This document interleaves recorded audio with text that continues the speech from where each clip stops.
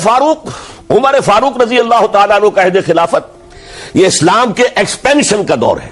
اب جو وہ انٹرنل ڈفٹ تھی ختم ہو گئی، انٹرنلی کنسولیڈیٹ ہو گیا انقلاب محمدی صلی اللہ علیہ وسلم، لہذا پوری طاقت کے ساتھ اب 3 لشکر نکلے ہیں، مشرق کے لیے، شمال کے لیے، مغرب کے لیے، اور فتوحات کا دائرہ شروع ہوا۔ 10 برس حضرت عمر رضی اللہ تعالیٰ عنہ کے خلافت کے وہ ہیں، نوٹ کیجئے، جس میں ایک سلطنت 2 سپر پاورز اس وقت کی تھی، کئی 100 سال سے چلی آ رہی تھی 2 سپر پاورز، اور دونوں جزیرہ نمائے عرب کے سر پر بیٹھی ہوئی تھی۔ سلطنت ایران، عراق سے ہو کر سلطنت ایران، کہ خسرو کے زمانے سے، ذوالقرنین کے زمانے سے عظیم مملکت تھی، سپر پاور۔ دوسری طرف سلطنت روما، دی رومن امپائر، 3 بر اعظموں کو محیط تھی۔ رومن امپائر پورا شمالی افریقہ اس کے تحت تھا، پورا مغربی ایشیا اس کے تحت تھا، شام اس کے تحت تھا، ترکی اس کے تحت تھا، اور یورپ کا سارا مشرقی علاقہ اس کے تحت تھا۔ رومن امپائر، آپ کو معلوم ہے حضرت عمر کے زمانے میں رضی اللہ تعالی عنہ سلطنت کسریٰ کے تو پرخ اڑ گئے، نام ختم ہو گیا، وجود نہ رہا عظیم سلطنت کسریٰ۔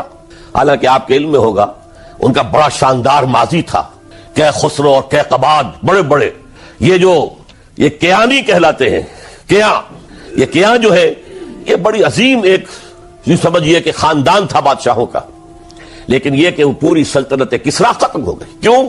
اس نے حضور کے نامہ مبارک کو چاک کیا تھا، اور حضور نے فرما دیا تھا صلی اللہ علیہ وسلم، خسرو نے میرا خط نہیں چاک کیا، اپنی سلطنت چاک کر دی، اور واقعتاً سلطنت کسریٰ جو ہے ختم ہو گئی، نام و نشان ختم ہو گیا۔ دوسری طرف سلطنت روما تھی، عیسائیوں کے ساتھ، چونکہ وہ تھی کرسچین، عیسائیوں کے ساتھ حضور کے زمانے میں کوئی براہ راست تصادم نہیں ہوا تھا، سارا تصادم ہوا تھا یا مشرکین عرب سے اور یا یہودیوں سے۔ عیسائی جو ہے عربین پیننسولا میں تھے ہی نہیں، یمن کے علاقے میں کچھ تھے لیکن ان کی کوئی حیثیت نہیں تھی، لہذا کوئی کنفرنٹیشن نہیں ہوئی۔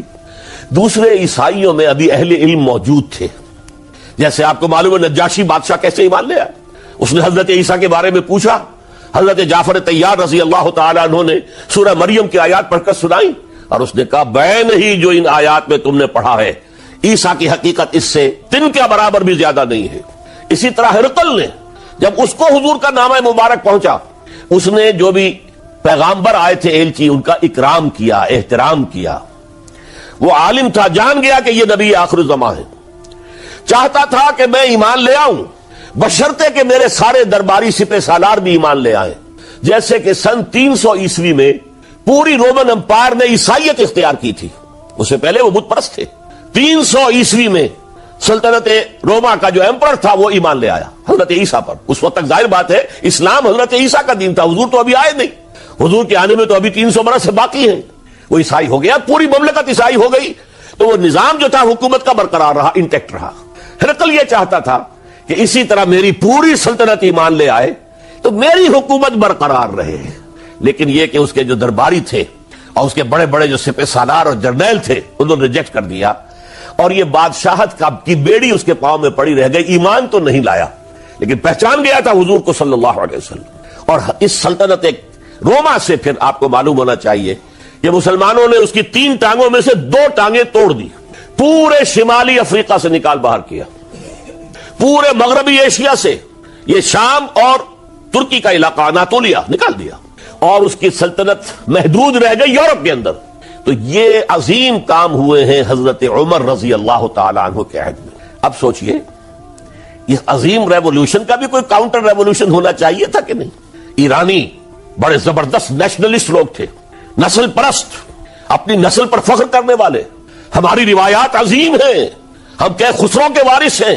اور آپ کو معلوم ہے کہ آخری جو بادشاہ تھا رضا شاہ پہلوی، وہ چاہتا تھا کہ خسرو کے دور کی عظمت اور سطوت کو دوبارہ لے آئے، 2500 سالہ جشن اس نے منایا تھا، وہ چاہتا تھا وہی شان میری ہو جائے جو کہ خسرو کی تھی۔ یہ جو ان کے اندر نیشنلزم تھا، جب ان کی سلطنت کے پرخچے اڑ گئے حضرت عمر رضی اللہ تعالیٰ عنہ کے ہاتھوں، تو ان کے دلوں میں حضرت عمر کی دشمنی، وہ خون کے پیاسے ہو گئے عمر کے رضی اللہ تعالیٰ عنہ۔ میں یہاں آپ کو ذرا ایک حوالہ دے دوں، فردوسی نے جو شاہ نامہ لکھا، حالانکہ وہ مسلمان تھے لیکن چونکہ پرانے ایرانی ذہن کی عکاسی کر رہے تھے، تو انہوں نے جب کہ عرب فوجیں آئی ہیں تو اس نے ایران کا جو اپنے اوپر فخر تھا اس کی ترجمانی کرتے ہوئے لکھا ہے، زشیر شتر خوردن و سوسمار عرب را بجائیست آیت قرار کہ تختے کیا را کنند آرزو تفو برتو ہے چرخ کرداں تفو کہ یہ عرب اونٹنیوں کا دودھ پینے والے، گوہ کھانے والے. یہ گوہ ایک بڑی سی چھپکلی کا جیسا جانور ہوتا ہے جو صحرا کے اندر ہوتا ہے اور وہ اپنا ایک گھر بنا کر رہتا ہے، اسے کھاتے تھے. تو یہ گوہ کھانے والے، اونٹنیوں کا دودھ پینے والے عرب آج ان کی یہ جرت، یہ جسارت، یہ ہمت کہ تخت کیاں را کنند آرزو، کہ وہ آج آرزو کر رہے ہیں کہ کئے سلطنت کئے کا تخت جو ہے وہ ہمیں مل جائے. تفو برتو ہے چرخ گرداں تفو، تف ہے تجھ پر اے گردش کرنے والے آسمان، تف ہے تجھ پر. لہذا اب کاؤنٹر ریولیوشنری موومنٹس آئی ہے. حضرت عمر کی شہادت اس کا نتیجہ ہے. ہرمزان ایک جرنیل تھا اور اس کے جنگی جرائم اتنے شدید تھے ایرانی کے کہ واجب القتل تھا. وہ گرفتار ہو کر حضرت عمر کے سامنے پیش کیا گیا. حضرت عمر نے فرمایا یہ واجب القتل ہے، اس کی گردن اڑا دی جائے. اس کی چالاکی دیکھیے. اس نے کہا امیر المومنین، اے مسلمانوں کے امیر عمر رضی اللہ تعالی عنہ، مجھے ذرا پانی پلوا دیجیے. حضرت عمر نے فرمایا پانی لا دو. ایک کٹورے میں پانی دے دیا گیا. پھر کہا دیکھیے امیر المومنین، مجھے ضمانت دیجیے کہ جب تک میں یہ پانی پی نہ لوں مجھے قتل نہیں کریں گے. فرمایا ہاں ہاں تم پانی پی لو، جب تک یہ پانی تم نہیں پیو گے ہم قتل نہیں کریں گے. اس نے وہ کٹورا پھینک دیا. نہ اب میں یہ پانی پی سکتا ہوں نہ آپ مجھے قتل کر سکتے ہیں، کیونکہ آپ کا ہے کہ جب تک میں یہ پانی نہیں پیوں گا آپ مجھے قتل نہیں کریں گے. اس ہیلے سے جان بچا گیا. پھر اس شخص نے ابو لولو فیروز ایک غلام تھا، اسے اس کام کے لیے تیار کیا. حضرت مغیرہ ابن شعبہ کا غلام تھا وہ، اور حضرت مغیرہ نے اس سے روزانہ کی ایک اجرت کہ تم کام کرو، مجھے صرف 7 آنے روزانہ دے دیا کرو. اس نے آ کر حضرت عمر سے کہا کہ میرا جو آقا ہے مغیرہ ابن شعبہ یہ مجھ سے بہت زیادہ طلب کرتا ہے. حضرت عمر نے پوچھا کیا دیتے ہو؟ 7 آنے. تم کرتے کیا ہو؟ کہ میں نجار بھی ہوں، میں لوہار بھی ہوں، میں یہ کام کرتا ہوں. فرمایا اتنے پیشوں کا جاننے والا اس کے لیے یہ روزانہ کا ٹیکس یہ زیادہ نہیں ہے، یہ تمہیں دینا چاہیے. اس نے کہا میں چکیاں بھی بناتا ہوں. حضرت عمر نے فرمایا پھر ایک چکی ذرا مجھے بھی بنا دینا. کہنے لگا آپ کے لیے تو میں ایسی چکی بناؤں گا کہ جس کی آواز دنیا بھر میں جائے گی.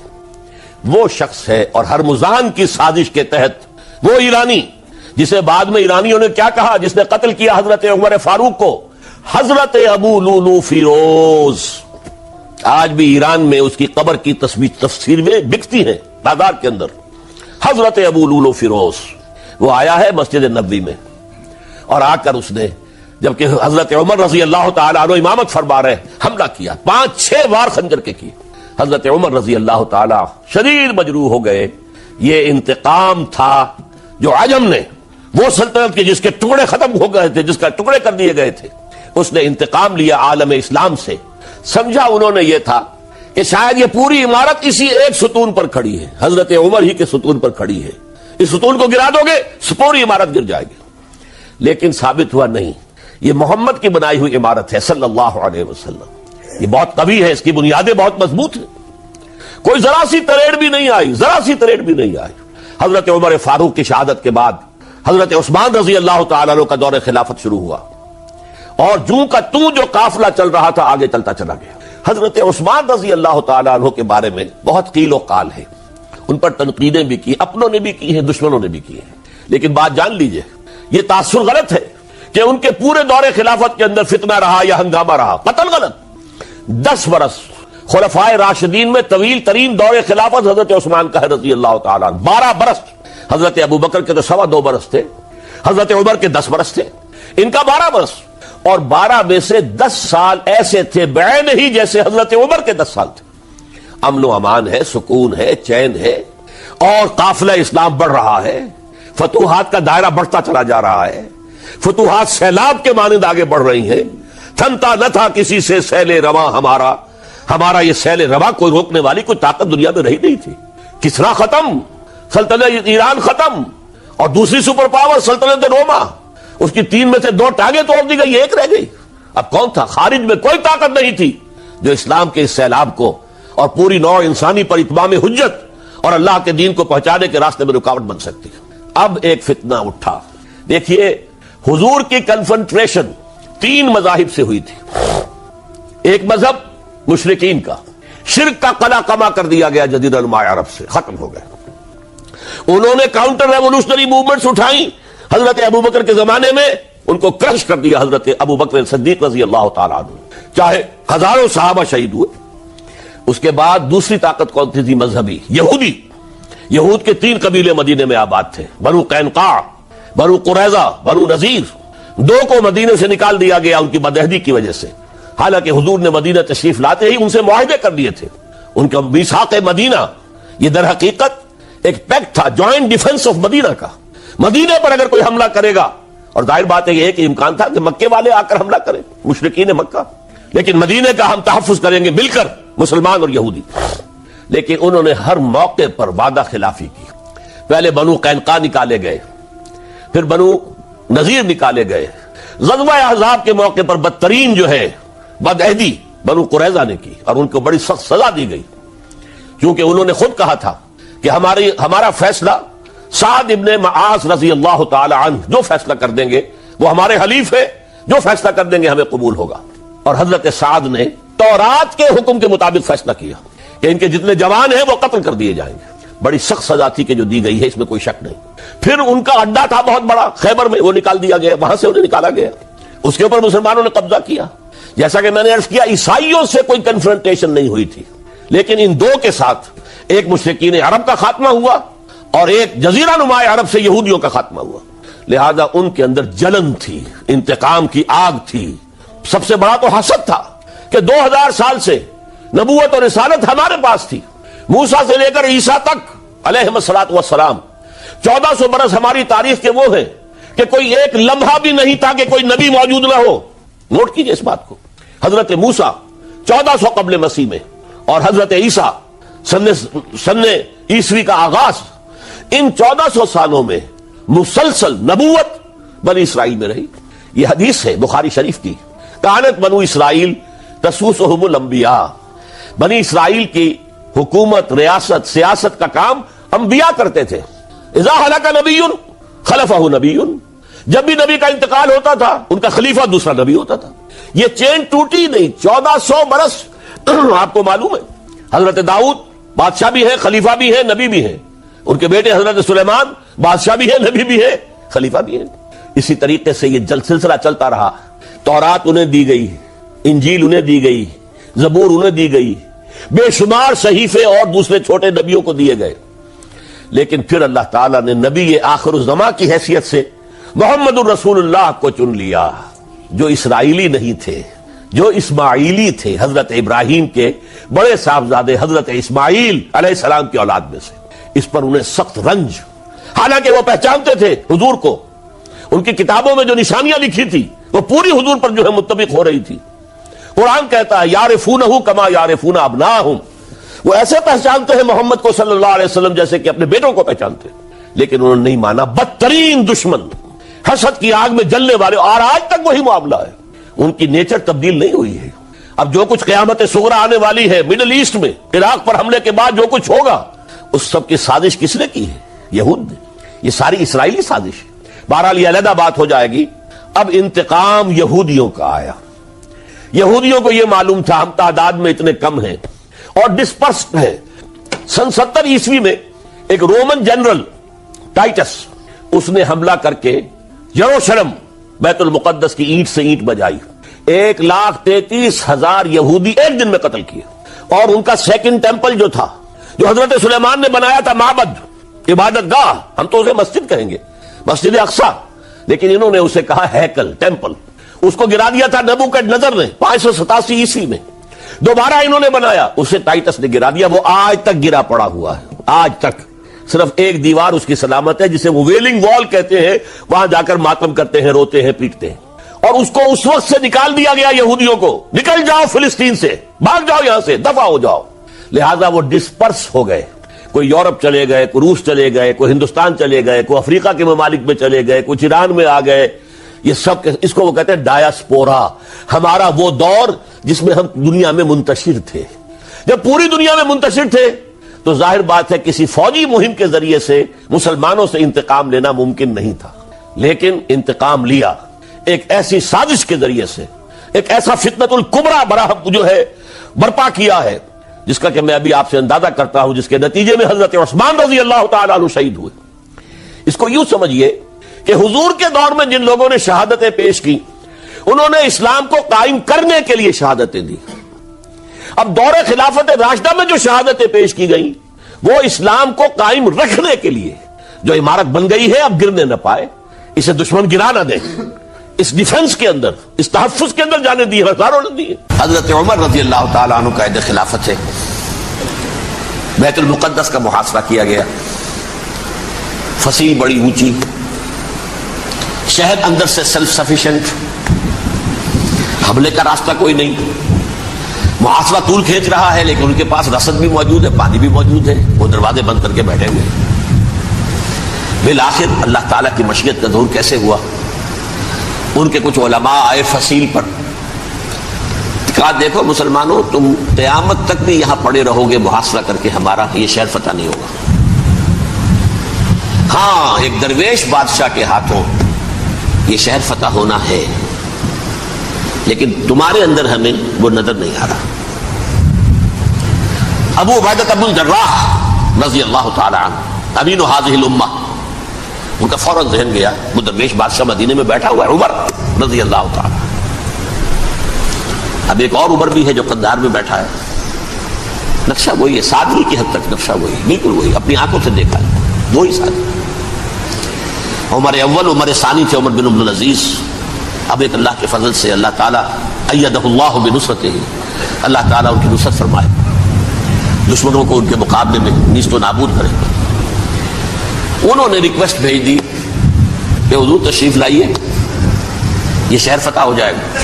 وہ ہے سفر تاریخی، اتنا طویل سفر، تقریباً 700 میل، ایک اونٹ، ایک خادم، ایک منزل پہ امیر المومنین اوپر بیٹھے، خادم آگے چل رہا ہے، اگلی منزل پہ خادم اوپر بیٹھا ہے، امیر المومنین آگے جا رہا ہے۔ اور جب پہنچے ہیں تو وہ باری تھی خادم کی، انہوں نے ہاتھ جوڑ دیا، حضور خدا کے لیے تم کیا کہیں گے لوگ، وہ میرا برا حال کر دیں گے، تمہیں شرم نہیں آئی؟ امیر المومنین پیدل آگے چل رہے، نکیل پکڑ کر، اور تم بیٹھے ہو اوپر براجمان ہو۔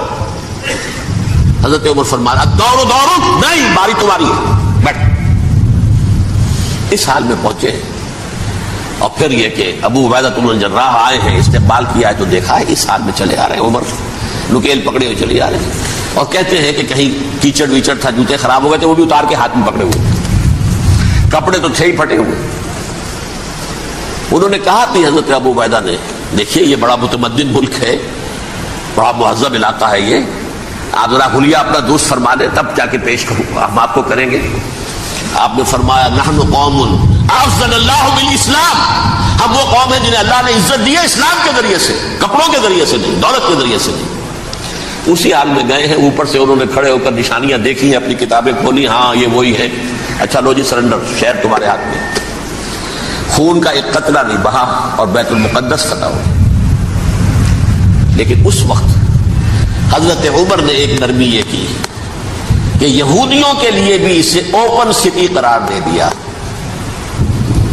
یہ احسان عظیم حضرت عمر کا، اس سے پہلے یہودی آ ہی نہیں سکتا تھا، داخل ہی نہیں ہو سکتا تھا، وہاں وہ آ کر وزٹ نہیں کر سکتا تھا، زیارت نہیں کر سکتا تھا اپنے مقدس مقامات کی۔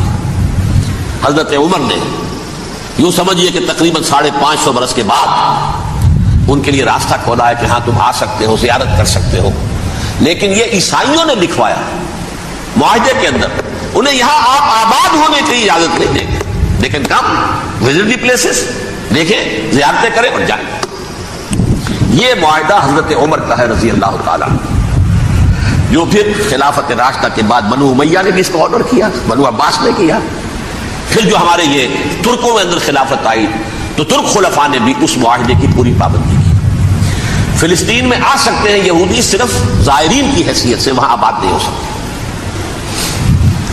اب آئیے اگلا دور آیا حضرت عثمان کا دور خلافت۔ یہ ہے وہ وقت کہ اب یہود نے امت مسلمہ کی پیٹھ میں چھڑا گھونپا۔ وہ کیسے؟ ایک یہودی عبداللہ ابن سبا اسلام کا لبادہ اوڑھ کر آ گیا، معاشرے کا جائزہ لے لیا، ان میں بنو ہاشم اور بنو امیہ میں جو پرانی کشاکش تھی، اس کے کچھ نہ کچھ جراثیم باقی ہیں. اگر ان کو ذرا بھڑکا دے تو مسلمانوں میں انتشار پیدا ہوتا ہے. کہا یہ عثمان کون ہے؟ یہ تو بنو امیہ میں سے ہے. یہ حق تو بنو ہاشم کا ہے, خلافت ان کے پاس ہونی چاہیے. محمد کے تو رشتہ دار وہ ہے صلی اللہ علیہ وسلم. عوام الناس کے اندر بات پھیلنی شروع ہوئی. پھر ایک بڑی سازش کے انداز میں حضرت عثمان کے خلاف پروپیگنڈا, حضرت عثمان کے جو عاملین تھے, گورنر تھے, ان کے خلاف پروپیگنڈا. اور ایسی ہوشیاری کرتے تھے کہ کوفے میں کوفے کے حاکم کے خلاف کچھ نہیں کہنا. اجی مصر میں یہ ہو رہا ہے, اجی شام میں یہ ہو رہا ہے, اجی یہ جو عثمان ہے وہ یہ کر رہا ہے, یہ ظلم ہو رہا ہے, یہ لوٹ مار ہو رہی ہے, یہ خیانتیں ہو رہی ہیں. اب نہ تو اس زمانے میں مینز آف کمیونیکیشن, کیسے تصدیق کریں؟ افواہیں تو آپ آج کراچی کے اندر شروع ہو جائے تو پتہ نہیں چل سکتا کسی کو کہ کیا اس میں صداقت ہے, کیا جھوٹ ہے. اور بری بات جو ہے فطرت انسانی کی کمزوری ہے, وہ فوراً قبول کرتا ہے. کسی کے بارے میں اچھی بات ماننے کو تیار نہیں ہوتا, لیکن بری بات تو فوراً تیار ہے. بہرحال یہ فتنہ انہوں نے اٹھایا, حضرت علی کی الوہیت کا فتنہ اٹھایا, حضرت عثمان کے خلاف الفتنۃ الکبریٰ برپا کیا. حضرت عثمان شہید ہوئے. اس کے بعد 5 برس تک مسلمان ایک دوسرے کی گردنیں کاٹتے رہے. باغی خانہ جنگی ہوئی. امت کو وہ زخم لگایا ہے جو آج تک جس سے خون رس رہا ہے. یہ شیعان عثمان اور شیعان علی تھے, جو بعد میں پھر سنی اور شیعہ ہو, اور آج تک فتنہ کس نے جگایا؟ ایک عبداللہ ابن سبا یہودی اور اس کے کارندے, شیطان کا ایجنٹ, اور انسانوں میں سے بھی اس کے جو بھی حواریین تھے اور شیطانوں کے اندر سے بھی انہوں نے بھی اس آگ کو بھڑکایا. یہ آپ سوچ لیجئے کہ یہ کس نے وہ زخم لگایا؟ یہودی. اگلا دور آیا, خلافت راشدہ ختم ہوئی, بنو امیہ کا بھی دور کافی گزر گیا. طارق ابن زیاد 712 عیسوی میں حملہ کرتے ہیں اسپین پر. اسپین اس وقت عیسائیت کا بہت بڑا گڑھ, بڑے کٹر ترین عیسائی جو ہے وہ اسپین میں تھے. لہذا یہودیوں کی وہاں بہت پٹائی ہوتی تھی, بہت پٹائی ہوئی. میں بتا چکا ہوں, دشمنی تھی چلی آ رہی تھی عیسائیوں کے ہاتھوں یہودیوں کی. وہ تو سن 300 عیسوی سے ایمپرر کانسٹینٹائن کے بعد سے شروع ہو گئی. اس حوالے سے یہودیوں نے اس وقت چالیہ کی یہ برتی, کچھ راستے واسطے بتائے, کچھ مدد کی طارق ابن زیاد کی. طارق ابن زیاد نے انہیں اپنا محسن سمجھا. ہسپانیہ فتح ہو گیا تو یہودی چونکہ محسنین کی فہرست میں آ چکے تھے, انہیں بہت اقتدار نصیب, بڑی سپورٹ مسلمانوں نے دی. ان کے بڑے بڑے علماء جو اسی دور کے اندر پیدا ہوئے, بڑے بڑے تھنکرز ان کے اسی دور میں پیدا ہوئے. بن گوریون جو کہ ایک وزیر اعظم تھا اسرائیل کا, اس نے یہ لکھا اپنی کتاب میں, Muslim Spain was the golden era of our diaspora. وہ ڈائسپورا جو 70 عیسوی سے شروع ہوا تھا اور 1917 عیسوی تک جاری رہا ہے, اس میں سے گولڈن ایرا ہمارا جو تھا وہ مسلم اسپین تھا. ہسپانیہ میں بیٹھ کر ہم نے عیش کیے. لیکن وہاں سے انہوں نے اور جو کچھ کیا, یہ تو داستان کے بہت سے گوشے ہیں, لیکن میں جس اسٹریٹ لائن میں چل رہا ہوں اس کے اعتبار سے ایک بات سمجھ لیجیے. وہاں بیٹھ کر انہوں نے اب عیسائیت کی پیٹھ میں چھڑا گھونپا, پروٹیسٹنٹ مذہب پیدا کیا, تقسیم کر دیا. جیسے شیعہ سنی کی تقسیم, عبداللہ ابن سبا, رومن کیتھولک اور پروٹیسٹنٹ کی تقسیم, یہودی علماء. ہوتا کیا تھا, ہسپانیہ کی یونیورسٹیاں ہیں, کارڈووا میں ہے, ٹولیڈو میں ہے, گریناڈا میں ہے, غرناطہ, قرطبہ, تولیتلا, اور وہاں آتے تھے لوگ. فرانس سے چلے آ رہے ہیں نوجوان پڑھنے کے لیے, جرمنی سے چلے آ رہے ہیں, اٹلی سے چلے آ رہے ہیں. 3 ہی ملک قریب ترین پڑھتے ہیں سینٹرل جو یورپ کے. یہاں پر جو ہے وہ اسلام جو نور پھیلا رہا تھا اس سے بھی مستفیض ہوئے. جہالت کے جو ہے پردے ان کے وہ چھٹے. اس کے ساتھ ہی وہ یہودی وہاں ان کے اندر جو جراثیم داخل کر رہے تھے وہ اس عیسائیت کے خلاف بغاوت تھے.